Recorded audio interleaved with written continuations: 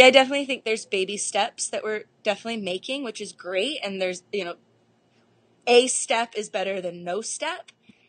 I think the cynic in me, because I tend to be a bit cynical, I've been preaching this platform since my beginning, like, let's be recognized as strong athletes. I know that I've always been looked at as a surfer. I wasn't always as pretty, my style wasn't always as pretty in the beginning. I've developed a lot of my grace and poise and stuff as I've gotten older and been surfing longer.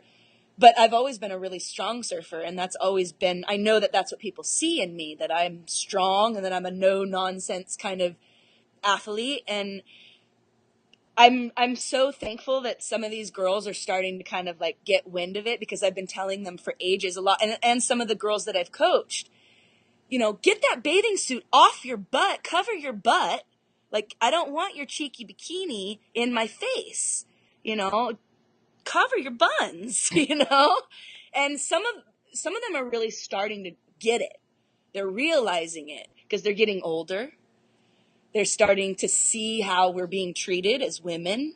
When you're a girl and you're trying to get a guy, right? When you're young, you're willing to do these things that as you get older, you're like, oh, whoa, pump the brakes. What did I do? What was I doing when I was 23? Right? So it's definitely, like, thank you, that, that those girls, cause they're the only, I'm old. I'm in the past. I'm retired. Like, I even had pretty recently, a situation happened to me, and it was an interesting thing. So I have a lot of little girls at Malibu, and they watch me and they emulate me and such. And I wasn't acknowledged as the one that they were looking at. Somebody else was given that acknowledgement, a different surfer. And it hurt my feelings, because I was like, wow, like, the whole beach knows that you're kind of watching me. And the comment was, well, I didn't know you were a pro surfer. They asked me who my favorite pro surfer was, and I didn't know you were a pro surfer. And on one aspect, you go, well, she's a little girl. She doesn't know. But on the other aspect, that was really hurtful, because it's like, wow, like, I guess I am only a C-rated player type thing, And so there's been a lot of moments in my career where I've had that, I don't know what to call it, like a stab almost, of like, you didn't quite reach the high mark that some of your peers did. We didn't even know you were pro. Okay. So I think that's kind of an interesting, I wonder if it's the same for men, I guess.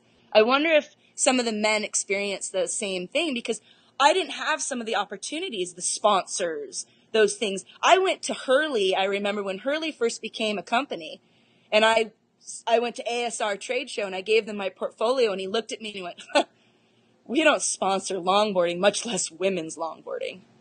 And it was like, wah, wah, wah, wah, right?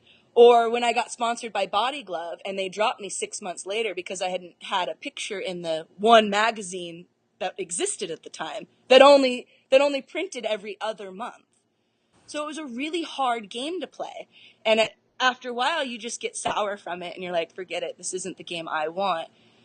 And even that still, even though those are the decisions that you make, you get reminded sometimes later in life, like, oh, you weren't pro, or I didn't know you were pro. I was like, well, by golly, what was I doing all that time?